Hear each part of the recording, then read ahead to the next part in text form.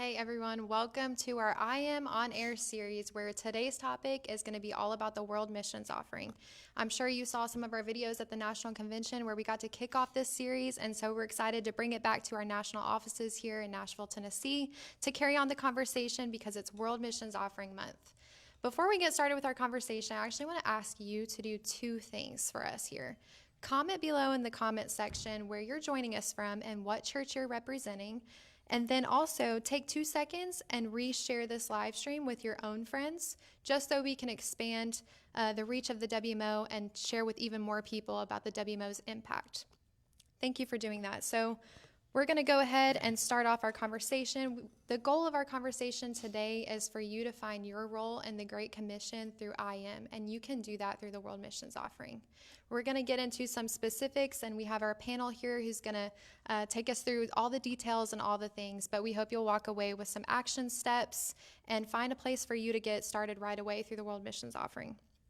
If you've ever wondered, where does my gift to the WMO actually go? What does it support? Or maybe like, hey, how can my church participate and get started right away? Those are the things that we're going to answer for you today. If you've seen our recent publications or some of our graphics that we've put out this year, you've seen that IM has a presence in 39 countries, and it's incredible. And the World Missions Offering does support some of those areas through our partnerships, our missionaries, and other various ministries. And so we're going to break that down for you today. Before we get started, I'm going to introduce our panel here. We have Kenneth Eagleton, who is Director of Field Partnerships. He's going to talk about those today. We have Don Matchett, who is our Director of Development, and he's going to go through our general fund and new missionaries receiving WMO money. And then, of course, we have General Director of IM, which is Clint Morgan, and he's going to talk about the why behind the WMO and give you a specific challenge. So, Clint, I want to start off with you. Would you tell us, first off, why is the WMO so important? And then maybe lead us into a little bit of the challenge that you've started sharing with the denomination throughout the year this year. Well, if you study the history of Free Will Baptist, you will see from our very beginning, 1935, we've been about missions. And what has kept our missionaries going and going to the field, being able to stay on the field, continue ministries, has been the giving of our Free Will Baptist people. For many years, we had what was called then Foreign Mission Sunday. And it was in April. And so one Sunday was set aside from the different departments, and that was our time. It was in 2005 we actually made a transition and began calling it the World Mission Offering. And I think a lot of things can be said about that, but understanding that it is truly about the world. Yes.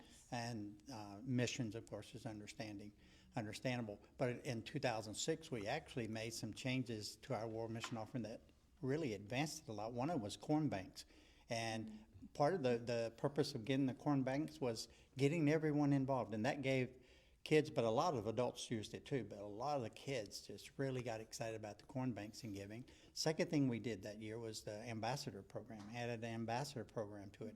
And so instead of just having people show up, give an offering on that Sunday, we started engaging our people and saying, come along beside us. It's not just about what we can do here in our office or a few major churches or something giving. And it really became an offering for the people, all of our Free Will Baptist people giving together. But when we look at it, through the years it has advanced. In fact, according to at least what we were able to find in our first, I think it was 2006, we had 171 churches that actually gave something to the World Mission Offering. And then in 2012 sort of was a banner year. We made a special appeal because we had missionaries trying to get back to the field, and we actually had $1 million offering that year. But a lot of that work came because of our ambassadors, corn banks, everybody getting involved. So I'm not going to give you year by year because then you'll be here a long time. But that's part of our story. But I think it says something that is very significant, that our Free Will Baptist people are committed to giving to missions. Now, this year, where we are presently, our theme for the 2026 is Share the Gospel. Give 1 million, reach 1 million. Sure. There you go, just like that. And that is very closely tied to our Horizon goals. And say, if we're giving this money, what is it all about? It is about reaching the world, having an impact on the world. Say, what's happening out there in the world? Well, we know this, there are 3.4 billion, not million, 3.4 billion people in the world without access to the gospel. And one of our horizon goals over the next 10 years is for our people, and we're challenging our partners, our missionaries, and everyone working together, laboring together. That's our mission statement. We labor with the body of Christ to fulfill the Great Commission, is to share the gospel with 1 million people. Now, we would love to know, give 1 million, reach 1 million. We'd love to know that every dollar given reaches someone, but I think it's very realistic to say that if we were able to accomplish this horizon goal of sharing the gospel with 1 million people, then we can expect many people to accept Christ, and then other things, planting churches, discipleship, and other things that we see happening. So when you're giving to the World Mission Offering, I said this and I believe this, that is truly one of the most comprehensive ways to give to IM. And I think the other guys are going to express and give some more in-depth thought to that. But I hope that sort of sticks with you, that if you want to give money, to missions in a general sense, that this is a great way to give. So I hope everyone will consider. Last year, and I say this very specifically, we only had, out of our 1,800 Free Will Baptist churches, only 252 gave anything to our World Mission Offering. Our goal this year is to have 500. Right. So we're hoping to reach that. And we just like to challenge people, if you weren't a part of the 252, be a part of the 500 or more. We're not going to just reach 500 and say, okay, that's enough, we're going to stop. So we want as many people, as many churches as possible to be involved. But I want to go back to just that opening point there. We as Free Will Baptists are mission-minded people. We understand our task, and our doctrine points us in that direction, that, how are they going to believe if they haven't heard? So we want to be a part of what God is doing and doing around the world and be obedient in that. And I do think the World Mission Offering truly helps us accomplish that goal. That's good. Thank you for sharing that, and even challenging the 500 churches. Just imagine the impact that can happen if we were to have 500. Imagine the impact that we could have if we had the 1,800 of all of our denomination. And we know that there's been offerings sent from some of our partnership churches in other countries. Even they believe in the areas that the WMO is going towards and supporting. And so we would challenge you to do that. If you haven't ever given, or your church hasn't given to the WMO, now's the time to start the conversation. And so we would challenge you to do that and to make that action step to give. And if you have given and you're part of the 252, we want to say thank you. And we hope that you can maybe even extend your offering amount this year and challenge your people in an extra way to be even more generous this year. So we're going to bring us to maybe some of the tangible ways that the WMO supports areas at IM, and that's through the IM General Fund. So we're going to have Don talk about some of those areas. We often see a missionary going to the field or planting a church, training believers, but we don't always know that there's an entire support system behind the scenes that is available to them, making them able to focus on ministry on the field. And so, Don, I want you to talk a little bit about that behind the scenes. What does the WMO do for through the IM staff to care for missionaries and partnerships, and then maybe end it with talking about the startup funds for our new missionaries specifically? Yeah, there is a portion of the WMO that goes to the general fund, and I think one of the fatal flaws that we may have had in the past is that we consider the general fund as just, well, I don't really want my money to go to administration. Mm-hmm. And I think we fail to see the importance, the cornerstone, if you will, of how that helps the mission as a whole. And maybe even ask ourselves the question, if we didn't have the general fund, if we didn't have leadership, what kind of missionary program would we have? Because it's that important. Because if you take away the general fund, the things that are extremely important to us, such as the E-team, CMP, those go away.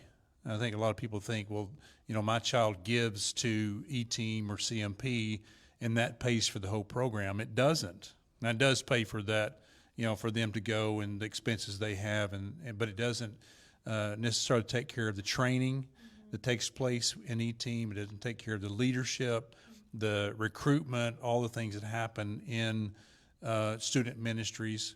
But then you go beyond that. You think about the lifetime the career of a missionary from the time that they fill out that application. Well, there's a process. Someone is processing that application to make sure that all of the check boxes are checked and that they're qualified, that the doctrine is, they have good sound doctrinal training, and they've learned these things. They're educated in a certain way. We have requirements for that. And even beyond that, the vetting, we're going through the vetting. We're going through getting them on the field, the logistics of that. All of that, comes from the general fund. Another big one is that, of course, obviously every department has a board of some sort. And so the general fund makes sure that board is, the expenses are paid, that they're able to do the things that they need to do to operate as a board. One of the things that I just pictured is this. You can't look at it as administration. I think you got to go deeper and see it as ministry. That's good. Because every single place that you stop, including Kenneth's office and my office and, the Kurt's office, you just go around the horn here, every step of the way, there's some sort of ministry going on. And ministry to missionaries, member care, all of those things come from the general fund. It's just so important. And in fact, I would go as far to say it's vital. We just could not operate if the general fund were not funded. And so it's that important. That's really good. We often hear directly from, our missionaries. Thank you for what you do to help us stay focused on the field. And even last week, we had one of our newest missionaries, Emma Hayes, here to do some training. And she's just starting out with fundraising. And so she's getting to learn, about communications and putting together a presentation. She's preparing to come to your churches to share about the call that God has put on her life. And so we got to spend the week with her to do that intensive workshop.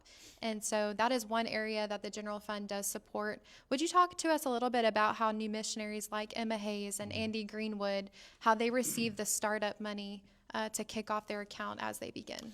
Yeah, that's a good question, because every new missionary has that daunting task of trying to raise the money to get on the field.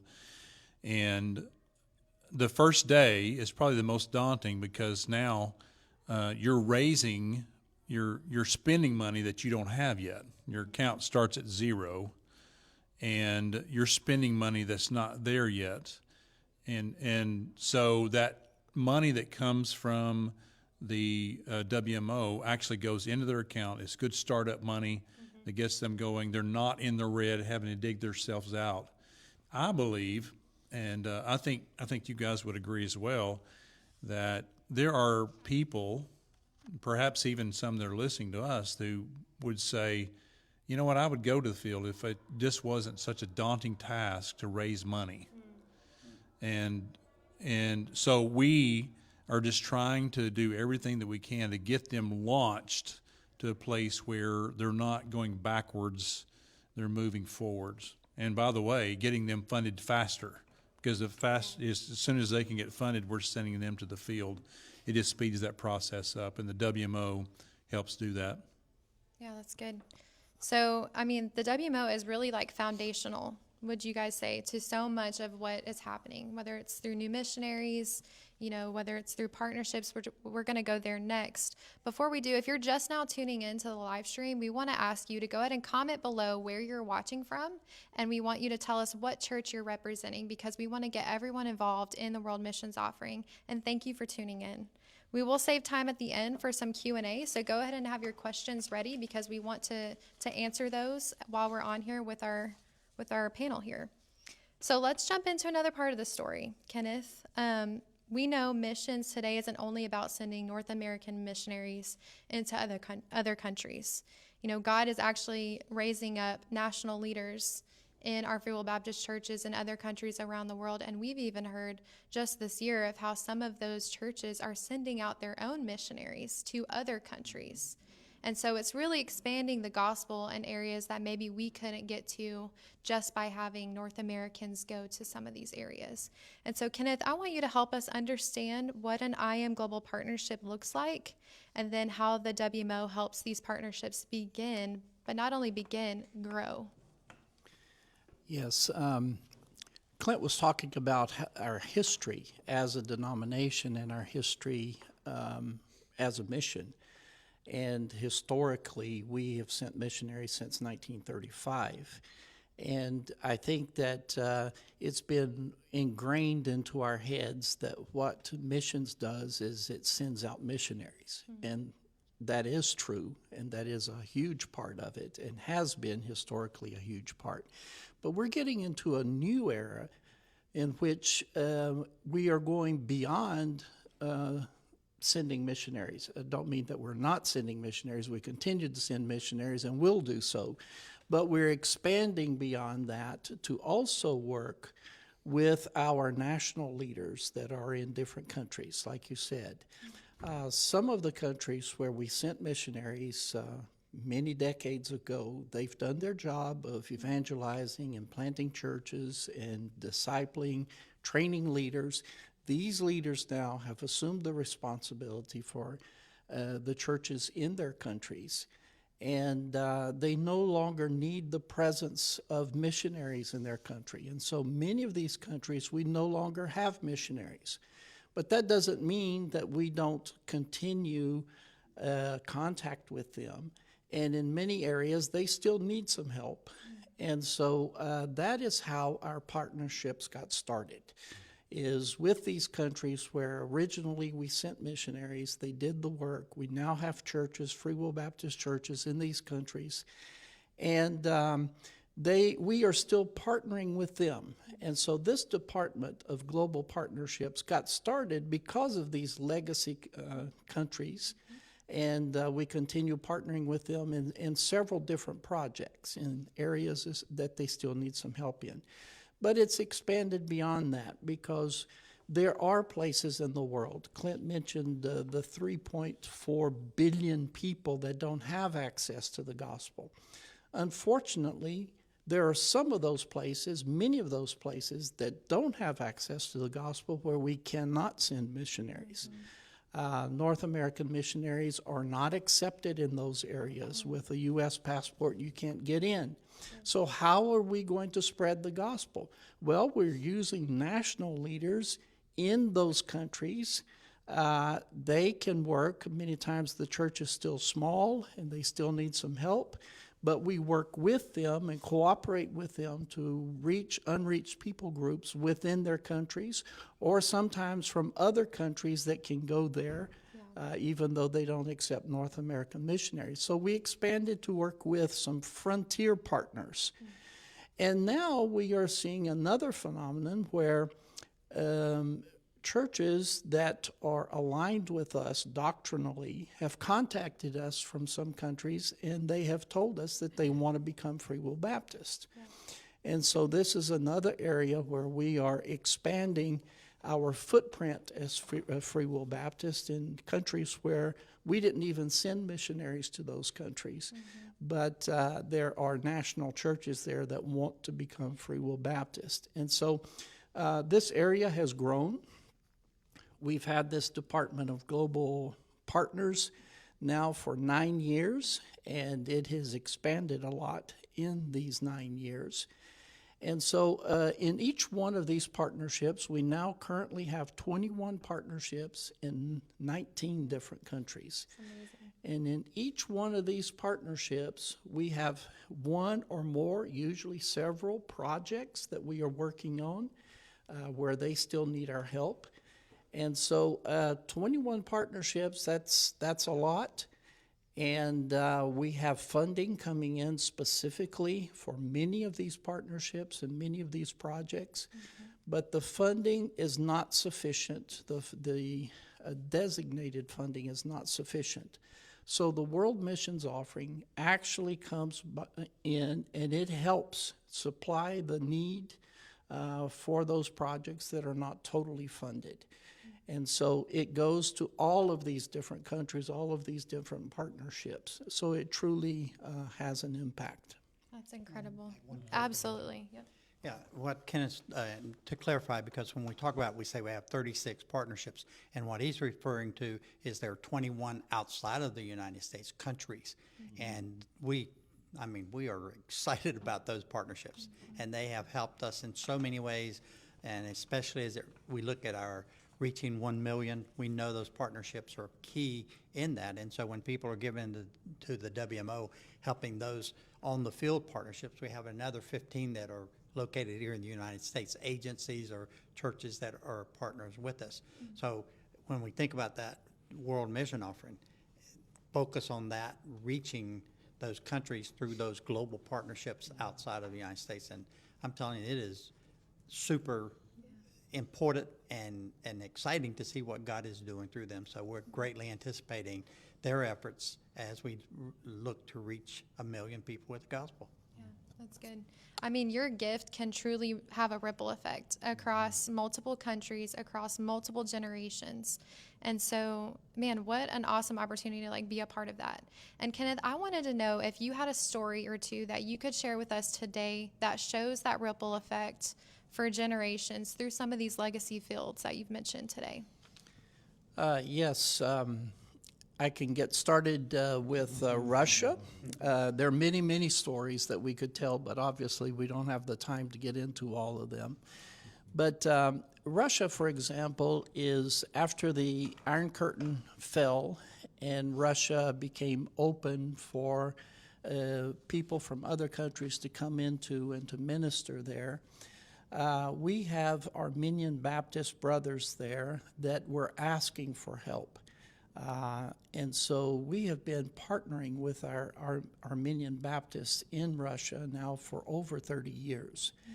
And there was specifically one state where there were some Armenian Baptist churches that did not have a training facility, a training school, a Bible Institute there. And so we have partnered with them in helping them acquire a building to set up a school. We have sent teachers there. We have translated doctrinal books into Russian. And we've maintained this partnership over a long period of time. And just recently, we got a letter from one of the students that was graduating this year. And she wrote a rather long letter thanking us as Free Will Baptist for having made this training possible. And she was talking about how important that training has been to her personally and her ministry in the church. In it, she says several different things. We can't get into all of it, but she mentions that before she only did practical things in the church because she didn't feel equipped to do anything else.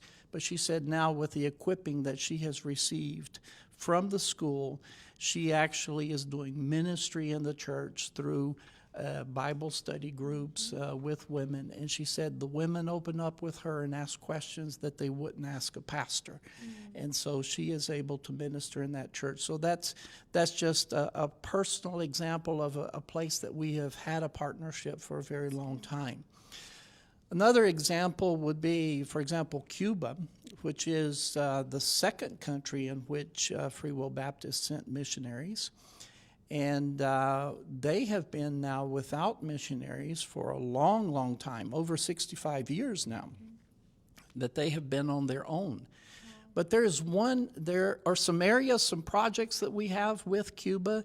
There's one particular area that they have asked us to help with. It is that as they expand to new provinces of the country and to new areas where there were no churches, their need is to be able to purchase property for them to have a place to meet. They cannot meet in regular, what we think of as church buildings, but they can buy houses and do some remodeling to them to where they have a place to meet. And so they asked us to help them in doing that, and we have been trying to raise funds for that.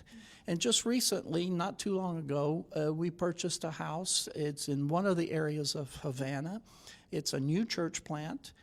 And I was there in February, and I learned of the story of Javier, who came to that location that we bought as a mission. They came to that location for a meal that had been prepared by the church. And he walked off of the street, found out that they were serving food, and he went in there and they had a meal. And at the end of the meal, one of the leaders said, he said, "The food that you have eaten here will soon be digested and be gone. But what you really need is Jesus, because he'll be with you always." And he was really touched by that. And he came up and he talked to the leader after the meal, and he said, "I need Jesus." And that leader led him to the Lord, and he is currently being discipled. And I got to meet him and to talk to him and to hear his story.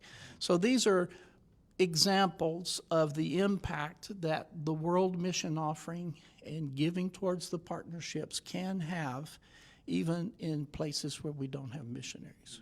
That's really good. And Time for another one, or are we running out of absolutely, time? let's share one more.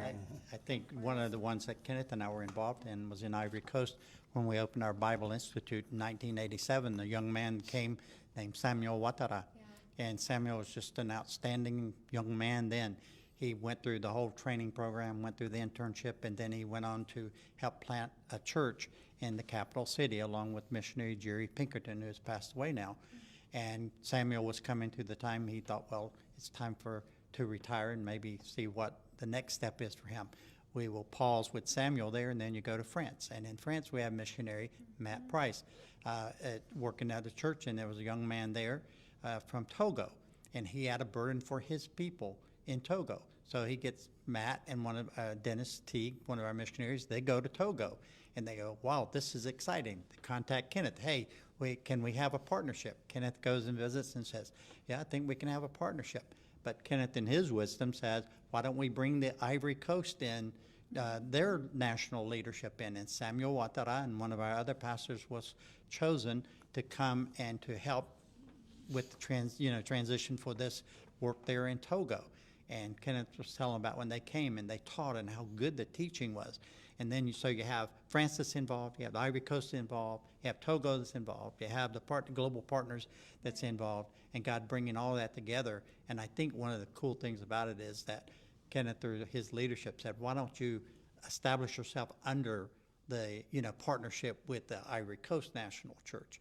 And to me, when I see all that happening, then you talk about World Mission Offering, helping partnerships. You go, wow, France, Ivory Coast, U.S., we're coming all together. And it's really, really going in the right direction. Kenneth wants to say something. Yeah, and now Pastor Samuel is a missionary in Togo. Yeah. That's amazing. Crazy story. Great story, though. Yeah, like Pastor Samuel, Olga, Javier, when you're giving to the World Missions Offering, you're stepping into these people's stories and you're making it possible for the gospel to be heard. So we would encourage you to continue giving, give for the first time. That leads me to Don. Would you close us with maybe some action steps of what someone can do right away to get involved? And maybe if they've never given before, what can they do to get their church on board? Talk to us a little bit about those steps they can take. I want to go back to what Clint was talking about. First of all, to say, I think you said 252. I think that's the number that we came up with, that last year 252 churches were involved with the WMO. And the first thing that comes to my mind, imagine 252 churches gave almost $900,000. That is amazing. Yeah. So I think the first thing we need to recognize is the generosity that we saw in those 252 churches, and just say, wow, thank you so much. Yeah. And individuals, there were some individuals in there as well that we want to just say thank you for being involved. But also to challenge, because we have 1,800 churches and 252 gave, you can do the math pretty quickly. The potential is there. That's the good news, is that we have all this potential of giving. And so we set that goal at 500, and I believe that we can do that easily. And the only way that's going to happen is just for churches to participate, to say, we're going to take an offering. You mentioned the ambassador program, and I've loved the creativity of our ambassadors and how they've really taken ownership of this and they've moved forward. I think it was Mississippi's North Carolina. Was it North Carolina? Yeah. Pass the plate. It passed the plate. Yeah.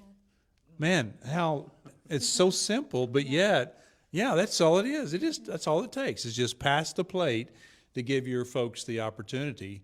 And so that's all we're really asking for. And we have lots of folks who are setting goals, and each year they say, you know what, that was pretty easy. We set that goal and we met it. Next year we're going to do more than that. And then the year comes through, they set that goal and they surpass that. Right. I think it's really it's brought me to this conclusion that we haven't even touched the potential of what our churches can give. We just haven't got there yet. We think that there's a cap on what each individual church can give, but we've seen this where churches say, we're just going to open it up and see what happens. And the Lord blesses and people give because they realize, how big this is. And we think that when we think about mobilizations, a lot of times what we think about is sending missionaries out. The missionaries are being mobilized. That's what we really think about. But in reality, the other side of that mobilization is the church is being mobilized. When they give to the WMO offering, they're being mobilized to go to places that they may not ever visit, but they're partnering with us to take the gospel out to places that they can never go. Mm-hmm. So my challenge to you is simply pass the plate. Yeah. I just want to build on that one thing that I'm going to steal from our brothers and sisters from other states that have just said, hey, it's simple. All you have to do is give your people the opportunity. And then the other thing I want to say is let's all celebrate together. When we get on the other side of this and your church has met its goal and we've met our goal, I really want us to celebrate together and what God's going to do with the WMO offering. Yeah, that's great. And there's so many ways for you to do that. We do have lots of resources. You can contact our office, and we would love to go out to your church and speak and share more about the WMO. We're always willing to do that. We're actually going to pull in our questions now. So I'm going to ask Lindsay, who's behind the camera here, if she can give us a couple of questions that have been asked in the comments, and we'll answer those, and then we'll close.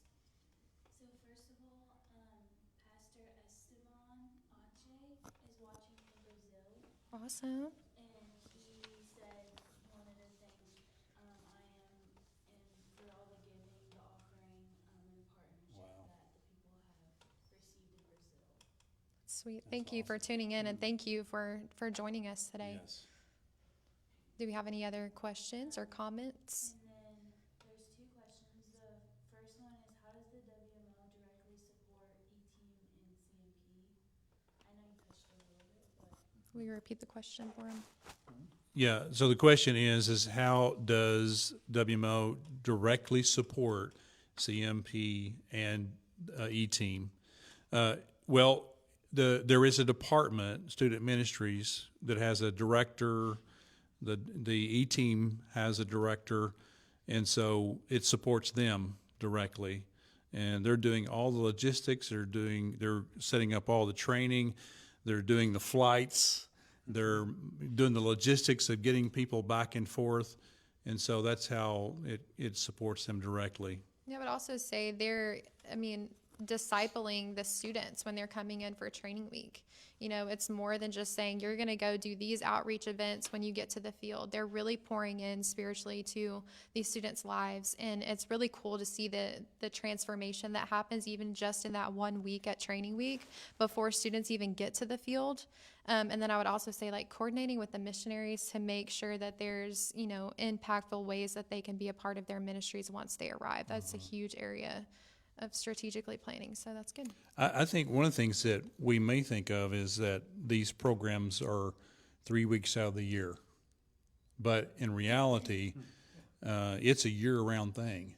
Not only the program itself, but I know Leslie disciples better than a lot of people that I know. She does a great job of staying with students and speaking into their lives and recruiting them to go to E-Team and CMP and beyond. So it's a year-round program, not just a few weeks. And shameless plug, if you want to apply for E-Team and CMP or become an E-Team leader, we would love for you to apply, and our applications will close on October 15th, so you have some time to pray about that and think about that, and so we would love for you to partner with us and our students in that way. Any other questions? The second question is, how do I send support to the WMO? I think, like, what avenues can I take? That's a great question. You want to handle that one? You got it. Well, there's obviously a few ways. One is, it's called an offering. So the idea is that we pass the plate at the church, or if you don't pass the plate, I know a lot of churches don't pass plates anymore. There's a box in the back, or they do online giving, or whatever it may be. Just to say, you can give to your church in whatever fashion that may be, and the church will make sure that that offering comes to us. The second way is you as an individual, you can give to the WMO directly through PushPay. You can pull it up on PushPay. There's a drop-down tab that says WMO, and you can give in that way, a one-time offering. And by the way, we have individuals who give monthly to the WMO. So that's three ways. Yeah, you can visit our website, iminc.org/WMO, and you can find the resources, the ways to give, and some other information there as well. So we would encourage you to check that out. There will be a link in the comments here so you can get to that very easily.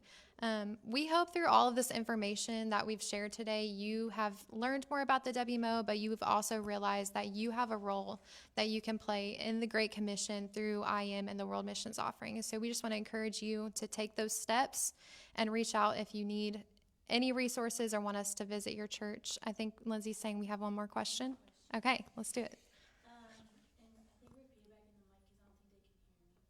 Do you have any specific stories of how the home team has impacted missionaries? Do we have any specific stories of how the home team has impacted missionaries? Clint? Okay, you want me to answer that? Okay, I just thought about one immediately. I won't give any names because we haven't asked for permission. I'd like to ask for permission to use names, but I can't think of one particular missionary.